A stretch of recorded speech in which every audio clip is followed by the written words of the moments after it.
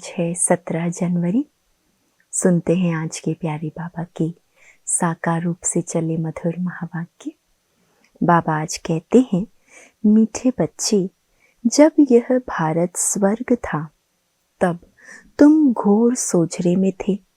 अभी अंधियारा है, फिर सोझरे में चलो। जब ये भारत स्वर्ग था तो घोर सोझरे में हम बच्चे थे। अब बाबा कहते अंधियारा है, फिर से सोझरे में चलो। प्रश्न है आज का, बाप अपने बच्चों को कौन सी एक कहानी सुनाने आए हैं? उत्तर, बाबा कहते हैं, मीठे बच्चे, मैं तुम्हें 84 जन्मों की कहानी सुनाता हूँ। तुम जब पहले पहले जन्म में थे तो एक ही दैवी धर्म था। फिर तुमने ही 2 युग के बाद बड़े बड़े मंदिर बनाए, भक्ति शुरू की है। अभी तुम्हारा यह अंत के भी अंत का जन्म है। तुमने पुकारा, दुख हरता सुख करता आओ। अब मैं आया हूं। तुम्हारी पुकार पर अब मैं आया हूं। गीत है, आज अंधेरे में है इंसान, ज्ञान का सूरज चमका दो भगवान। ओम शांति। तुम बच्चे जानते हो, अभी यह कलयुगी दुनिया है, सब अंधियारे में है। पहले सोजरे में थे, जबकि भारत स्वर्ग था। यही भारतवासी जो अभी अपने को हिंदू कहलाते हैं, ये असुल देवी देवताएं थे। भारत में स्वर्गवासी थे जब और कोई धर्म नहीं था। एक ही धर्म था, स्वर्ग, वैकुंठ, बहिष्त, हेवन, ये सब इस भारत के नाम थे। स्वर्ग को ही अलग अलग नामों से पुकारा जाता था। भारत पवित्र और प्राचीन धनवान था। अभी तो भारत कंगाल है, क्योंकि अभी कलयुग है। तुम जानते हो, हम अंधियारे में हैं। जब स्वर्ग में थे तो सोजरे में थे। स्वर्ग के राज राजेश्वर, राज राजेश्वरी श्री लक्ष्मी नारायण थे। उसको सुखधाम कहा जाता है। बाप से ही तुमको स्वर्ग का वर्षा लेना है, जिसको जीवन मुक्ति कहा जाता है। अभी तो सब जीवन बंद में है। खास भारत और आम दुनिया रावण की जेल में, शोक वाटिका में है। ऐसे नहीं कि रावण सिर्फ लंका में था और राम भारत में था, उसने आकर सीता चुराई।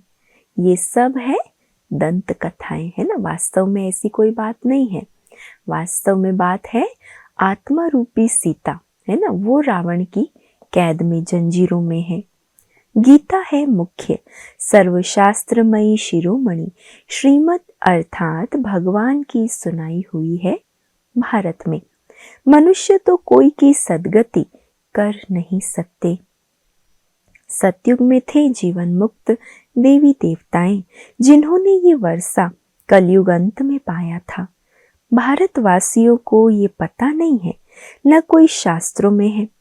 शास्त्रों में है भक्ति मार्ग का ज्ञान। सद्गति मार्ग का ज्ञान मनुष्य मात्र में बिल्कुल नहीं है। सब भक्ति सिखलाने वाले हैं, कहेंगे शास्त्र पढ़ो, दान पुण्य करो। ये भक्ति द्वापर से चली आती है। सतयुग और त्रेता में है ज्ञान की प्रालब्ध। ऐसे नहीं कि वहां भी ये ज्ञान चलता आता है। ये जो वर्षा भारत को था, वह बाप से संगम युग पर ही मिला था, जो फिर अभी तुमको मिल रहा है। भारतवासी जब नरकवासी बेहद दुखी बन जाते हैं, तब पुकारते हैं, हे पतित पावन दुख हरता सुख करता। किसका? सर्व का। क्योंकि भारत खास और दुनिया आम, सब में 5 विकार हैं। इसीलिए भगवान को क्या कहकर पुकारते हैं? हे पतित पावन दुख हरता सुख करता आओ।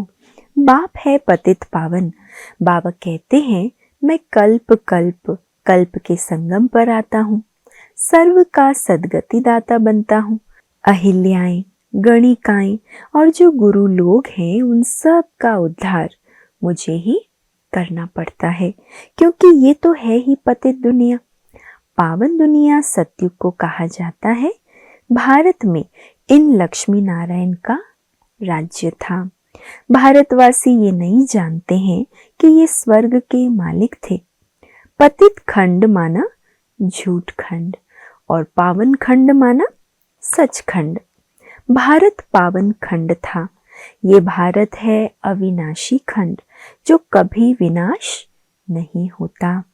जब लक्ष्मी नारायण का राज्य था तो और कोई खंड थे नहीं, ये सब बाद में आते हैं। भारत अखंड था, है ना, धीरे धीरे खंडित होता गया। मनुष्यों ने तो कल्प लाखों वर्ष का लिख दिया है। बाबा कहते हैं कल्प की आयु तो कितनी है, 5000 वर्ष है। वे फिर कह देते मनुष्य 84 लाख जन्म लेते। मनुष्य को कुत्ता बिल्ली गधा आदि सब बना दिया, परंतु कुत्ते बिल्ली का जन्म अलग है। 84 लाख वैरायटी है, मनुष्यों की तो वैरायटी एक ही है ना। मनुष्य आत्मा जब शरीर छोड़ेगी तो मनुष्य योनि में ही जन्म लेगी, इसलिए एक ही वैरायटी है। उनके ही 84 जन्म है। बाप कहते हैं भारतवासी अपने धर्म को ड्रामा प्लान अनुसार भूल गए हैं। कलयुग अंत में बिल्कुल ही पतित बन पड़े हैं। फिर बाप संगम पर आकर पावन बनाते हैं। इसको कहा जाता है दुख धाम, फिर भारत सुख धाम होगा। बाप कहते हैं हे बच्चों, तुम भारतवासी स्वर्गवासी थे, फिर तुम 84 जन्मों की सीढ़ी उतरते हो। सतों से रजो तमो में जरूर आना है। तुम देवताओं जैसा धनवान, ever happy, ever healthy wealthy कोई नहीं होता। भारत कितना साहूकार था। हीरे जवाहरात तो पत्थरों मिसल थे, है ना। इतना साहूकार कि हीरे जवाहरात पत्थर समान पड़े रहते थे, इतना धनवान। 2 युग बाद भक्ति मार्ग में इतने बड़े बड़े मंदिर बनाते हैं। वह भी कितने भारी मंदिर बनाए। सोमनाथ का मंदिर बड़े से बड़ा था। सिर्फ एक मंदिर तो नहीं होगा ना, और भी राजाओं के मंदिर थे, कितना लूट कर ले गए। बाप तुम बच्चों को स्मृति दिलाते हैं तुमको कितना साहूकार बनाया था। तुम सर्वगुण संपन्न 16 कला संपूर्ण थे, यथा महाराजा महारानी। उन्हों को भगवान भगवती भी कह सकते हैं, परंतु बाप ने समझाया है भगवान एक है, वो बाप है। सिर्फ ईश्वर व प्रभु कहने से भी याद नहीं आता कि वो सब आत्माओं का बाप है। बाप कहानी बैठ सुनाते हैं, अभी तुम्हारे बहुत जन्मों के अंत का जन्म है। एक की बात नहीं है, न कोई युद्ध का मैदान आदि है। भारतवासी ये भूल गए हैं कि उन्हों का राज्य था। सतयुग की आयु लंबी कर देने से बहुत दूर ले गए हैं। बाप आकर समझाते हैं मनुष्य को भगवान नहीं कह सकते, मनुष्य किसी की सद्गति कर नहीं सकते। कहावत है सर्व का सद्गति दाता, पतितों का पावन करता एक है। एक ही सच्चा बाबा है जो सचखंड की स्थापना करने वाला है। पूजा भी करते हैं, परंतु भक्ति मार्ग में तुम जिसकी पूजा करते आए हो एक की भी बायोग्राफी को जानते नहीं। इसीलिए बाप समझाते हैं तुम शिव जयंती तो मनाते हो ना। बाप है नई दुनिया का रचयिता, हेवनली गॉड फादर, बेहद सुख देने वाला। सतयुग में बहुत सुख था, वह कैसे और किसने स्थापन किया ये बाप ही बैठ समझाते हैं। नरकवासी को आकर स्वर्गवासी बनाना या भ्रष्टाचारियों को श्रेष्ठाचारी देवता बनाना, ये तो बाप का ही काम है ना। नर्क को स्वर्ग, भ्रष्टाचार से श्रेष्ठाचार बनाना, पतित को पावन बनाना, दुखियों को सुखी करना, ये सब बाबा का काम है। बाप कहते हैं मैं तुम बच्चों को पावन बनाता हूँ, तुम स्वर्ग के मालिक बनते हो। तुमको पतित कौन बनाते? ये रावण। मनुष्य कह देते हैं, दुख भी ईश्वर ही देते हैं। बाबा कहते हैं मैं तो सबको इतना सुख देता हूँ जो फिर आधा कल्प तुम बाप का सिमरण नहीं करेंगे। देखो, ऐसे तो बाबा कह रहे हैं तुम मुझे याद करते हो तो सुख ही सुख पाते हो। फिर आज बाबा ये भी कह रहे, तुम मुझे इतना याद कर लेते हो कि आधा कल्प फिर तुम्हें सुख इतना मिलेगा जो मुझे याद करने की दरकार नहीं। फिर जब रावण राज्य होता है तो सबकी पूजा करने लग पड़ते हैं। ये है तुम्हारा बहुत जन्मों के अंत का जन्म। कहते हैं बाबा कितने जन्म हमने लिए? तो बाबा कहते हैं, मीठे मीठे भारतवासियों, हे आत्माओं, अब तुमको बेहद का वर्षा देता हूँ। बच्चे, तुमने 84 जन्म लिए, अभी तुम 21 जन्म के लिए बाप से वर्षा लेने आए हो। सब तो इकट्ठे नहीं आएंगे। तुम ही सतयुग का सूर्यवंशी पद फिर से लेते हो, अर्थात सच्चे सत्य बाबा से सत्य नर से नारायण बनने का ज्ञान सुनते हो। ये है ज्ञान, वो है भक्ति। शास्त्र आदि सब है भक्ति मार्ग के लिए, वो ज्ञान मार्ग के नहीं है। ये है स्पिरिचुअल रूहानी नॉलेज, सुप्रीम रूह बैठ नॉलेज देते हैं। बच्चों को देही अभिमानी बनना पड़े, अपने को आत्मा निश्चय कर माम एकम याद करो। बाबा समझाते हैं, आत्मा में ही अच्छे व बुरे संस्कार होते हैं, जिस अनुसार ही मनुष्य को अच्छा व बुरा जन्म मिलता है।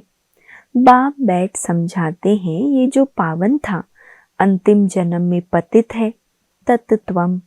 मुझ बाप को इस पुरानी रावण की दुनिया, पतित दुनिया में आना पड़ता है। किसके खातिर आता है बाबा? हम बच्चों के खातिर। वरना बाबा तो पवित्र धाम, पावन धाम, परम धाम का मालिक है, निराकार, पतित पावन, ऊंच ते ऊंच है। फिर भी बाबा को आना पड़ता है। आना भी उस तन में है जो फिर पहले नंबर में जाना है। सूर्यवंशी ही पूरे 84 जन्म लेते हैं। ये है ब्रह्मा और ब्रह्मावंशी ब्राह्मण। बाप समझाते तो रोज हैं, पत्थर बुद्धि को पारस बुद्धि बनाना मासी का घर नहीं है, इतना आसान नहीं है। हे आत्माएं, अब देही अभिमानी बनो। हे आत्माएं, एक बाप को याद करो और राजाई को याद करो। देह के संबंध को छोड़ो, मरना तो सभी को है, सबकी वानप्रस्थ अवस्था है। एक सतगुरु बिगर सर्व का सदगति दाता कोई हो नहीं सकता। एक सदगुरु शिव बाबा ही है जो सबकी सदगति कर सकता है। बाप कहते हैं, हे भारतवासी बच्चों, तुम पहले पहले मेरे से बिछड़े हो। गाया जाता है, आत्माएं परमात्मा अलग रहे बहुकाल। पहले पहले तुम भारतवासी देवी देवता धर्म वाले आए हो, और धर्म वालों के जन्म थोड़े होते हैं। सारा चक्र कैसे फिरता है सो बाप बैठ समझाते हैं। जो धारण नहीं करा सकते उनके लिए भी बहुत सहज है। आत्माएं धारण करती है, पुण्य आत्मा पाप आत्मा बनती है ना। तुम्हारा ये 84वां अंतिम जन्म है। तुम सब वानप्रस्थ अवस्था में हो। वानप्रस्थ अवस्था वाले गुरु करते हैं मंत्र लेने के लिए। तुमको तो अभी देहधारी गुरु करने की दरकार नहीं है ना। गुरुओं का गुरु परम सतगुरु मिल गया तो अब कोई देहधारी गुरु की दरकार नहीं। तुम सब का मैं बाप, टीचर, गुरु हूँ। मुझे कहते भी हो, हे पतित पावन शिव बाबा, अभी स्मृति आई है। सब आत्माओं का बाप है। आत्मा सत्य है, चैतन्य है, क्योंकि अमर है। सभी आत्माओं में पार्ट भरा हुआ है। बाप भी सत्य चैतन्य है। वह मनुष्य सृष्टि का बीज रूप होने के कारण कहते हैं, मैं सारे झाड़ के आदि मध्य अंत को जानता हूँ। इसीलिए मुझे नॉलेजफुल कहा जाता है। तुमको भी सारी नॉलेज है। बीज से झाड़ कैसे निकलता है? झाड़ बढ़ने में टाइम लगता है ना। बाप कहते हैं, मैं बीज रूप हूँ। अंत में सारा झाड़ जड़ जड़ीभूत अवस्था को पा लेता है। अभी देखो, देवी देवता धर्म का फाउंडेशन है नहीं, प्रायः गुम है। जब देवता धर्म गुम हो जाता है तब बाप को आना पड़ता है। एक धर्म की स्थापना कर बाकी सब का विनाश करा देते हैं। प्रजापिता ब्रह्मा द्वारा बाप स्थापना करा रहे हैं। आदि सनातन देवी देवता धर्म की ये भी सारा ड्रामा बना हुआ है। इनकी एंड नहीं होती, बाप आते हैं अंत में। जबकि सृष्टि के आदि मध्य अंत का नॉलेज सुनाना है तो जरूर संगम पर आएंगे।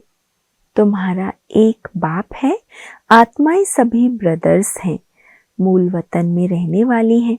उस एक बाप को सब याद करते हैं। दुख में सिमरन सब करे। रावण राज्य में दुख है ना, यहाँ सिमरन करते हैं तो बाप सबका सदगति दाता एक है। उनकी ही महिमा है।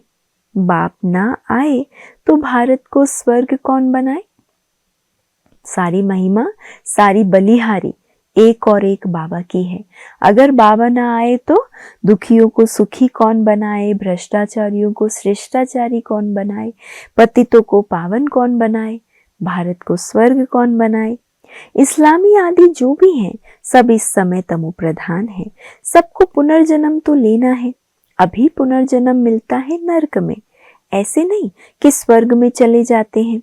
जैसे हिंदू लोग कहते हैं स्वर्गवासी हुआ तो जरूर नरक में था ना। अभी स्वर्ग में गया, तुम्हारे मुख में गुलाब। बाबा कहते अच्छा स्वर्ग को याद किया तो तुम्हारे मुख में गुलाब। स्वर्गवासी हुआ फिर नर्क के आसुरी वैभव तुम उनको क्यों खिलाते हो। आराम से स्वर्ग में रहने दो, फिर नर्क में क्यों बुलाते हो। बंगाल में मछलियां आदि भी खिलाते हैं। अरे उनको इन सब खाने की दरकार क्या है।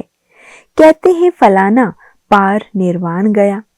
बाप कहते ये सब है गपोड़े। कोई भी पार निर्वाण या स्वर्ग में जाता नहीं है, वापस कोई भी जा नहीं सकते।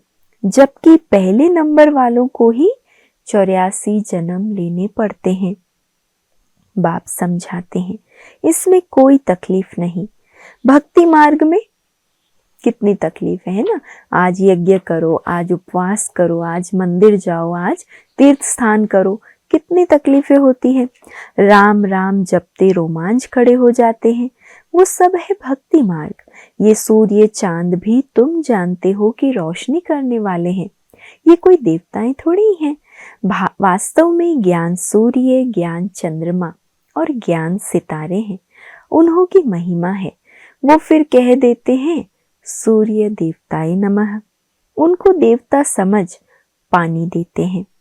तो बाप समझाते हैं ये सब है भक्ति मार्ग जो फिर भी होगा। पहले होती है अव्यभिचारी भक्ति एक शिव बाबा की, फिर देवताओं की, फिर उतरते उतरते अभी तो देखो टिवाटे पर अर्थात जहाँ 3 रास्ते मिलते हैं वहां भी मिट्टी का दीवा जगाए तेल आदि डाल उनकी भी पूजा करते हैं। माना इतनी गिरती कला आ गई है जो बाबा कहते हैं हर जगह जो कुछ होता है वहां पूजा करने लगते हैं। रास्ते की पूजा, पेड़ की पूजा, पत्थर की पूजा, यहाँ तक कि 5 तत्वों से बने इस शरीर की पूजा भी करते हैं। तत्वों की भी पूजा करते हैं। मनुष्यों के चित्र बनाए पूजते हैं। अब इनसे प्राप्ति तो कुछ भी नहीं होती। इन बातों को तुम बच्चे ही समझते हो। अच्छा, मीठे मीठे सिकिलधे बच्चों प्रति माता पिता बाप दादा का याद प्यार और गुड मॉर्निंग। रूहानी बाप के रूहानी बच्चों को नमस्ते और हम सब रूहानी बच्चों की रूहानी माता पिता बाप दादा को याद प्यार, गुड मॉर्निंग और नमस्ते। शुक्रिया बाबा, शुक्रिया। धारणा के लिए आज का मुख्य सार है। पहला, आत्मा से बुरे संस्कारों को निकालने के लिए क्या करना पड़े। जन्म जन्मांतर के जो बुरे कड़े संस्कार आत्मा में भर गए हैं उन्हें निकालने के लिए देही अभिमानी रहने का अभ्यास करना है। ये अंतिम 84वां जन्म है, वानप्रस्थ अवस्था है, इसीलिए पुण्य आत्मा बनने की मेहनत करनी है। दूसरा, देह के सब संबंधों को छोड़ एक बाप को और राजाई को याद करना है। बीज और झाड़ का ज्ञान सिमरन कर सदा हर्षित रहना है। आज का वरदान है, उपराम और एवर रेडी बन। बुद्धि द्वारा अशरीरीपन का अभ्यास करने वाले सर्व कलाओं में संपन्न भव। 2 अभ्यास करने हैं, उपराम और एवर रेडी बन। बुद्धि द्वारा अशरीरीपन का अभ्यास करने वाले सर्व कलाओं में संपन्न भव। जैसे सर्कस में कला दिखाने वाले कलाबाज का हर कर्म कला बन जाता है ना। वो चलेगा तो भी कला, क्योंकि रस्सी पर, बॉल पर, कभी किस पर चलकर दिखाएगा, है ना, तो वो कला बन जाएगा। वे कलाबाज शरीर के कोई भी अंग को जैसे चाहे, जहां चाहे, जितना समय चाहे मोल्ड कर लेते हैं, कर सकते हैं। यही कला है। आप बच्चे बुद्धि को जब चाहो, जितना समय और जहां स्थित करना चाहो वहां स्थित कर लो। यही सबसे बड़ी कला है। जब, जहां और जितना समय चाहो वहां बुद्धि को स्थित कर लो। इस एक कला से 16 कला संपन्न बन जाएंगे। इसके लिए ऐसे उपराम और एवर रेडी बनो जो ऑर्डर प्रमाण 1 सेकंड में अशरीरी बन जाओ। ऑर्डर मिला और अशरीरी। युद्ध में समय ना जाए, नहीं तो फिर विजयी नहीं बनेंगे ना। स्लोगन है, सरलता और सहनशीलता के गुण को धारण करने वाले ही सच्चे स्नेही और सहयोगी हैं। सरलता और सहनशीलता के गुण को धारण करने वाले ही सच्चे स्नेही और सहयोगी है। अव्यक्त इशारा है आज का। जो परमात्म ज्ञानी बच्चे हैं उन्हें ज्ञान का फल, मुक्ति और जीवन मुक्ति का वर्षा संगम पर ही प्राप्त होता है। ज्ञान अर्थात समझ। समझदार हर कर्म करते हुए सदा स्वयं को बंधन मुक्त, सर्व आकर्षणों से मुक्त बनाने की समझ रखता है। उनके हर संकल्प, बोल, कर्म, संबंध और संपर्क में मुक्ति, जीवन मुक्ति की स्टेज रहती है, जिसको न्यारा और प्यारा कहते हैं। तो क्या बनना है? समझदार, अर्थात हर कर्म करते सदा स्वयं को बंधन मुक्त और सर्व आकर्षणों से मुक्त रखना है। और आज का स्वमान है, मैं ब्रह्मा बाप समान सर्व बंधनों से मुक्त जीवन मुक्त आत्मा हूँ। योगाभ्यास है, मैं आत्मा ज्ञान सूर्य शिव बाबा की किरणों के नीचे परमात्मा ज्ञान की शक्तियों से संपन्न, बंधन मुक्त, आकर्षण मुक्त, जीवन मुक्त बन रही हूँ। ज्ञान सूर्य शिव बाबा की किरणों के नीचे परमात्मा ज्ञान की शक्तियों से संपन्न, बंधन मुक्त, आकर्षण मुक्त, जीवन मुक्त बन रही हूँ। धारणा करेंगे आज, ज्ञान के बल से बंधन मुक्त और आकर्षण मुक्त अनुभव करना। अच्छा, ओम शांति।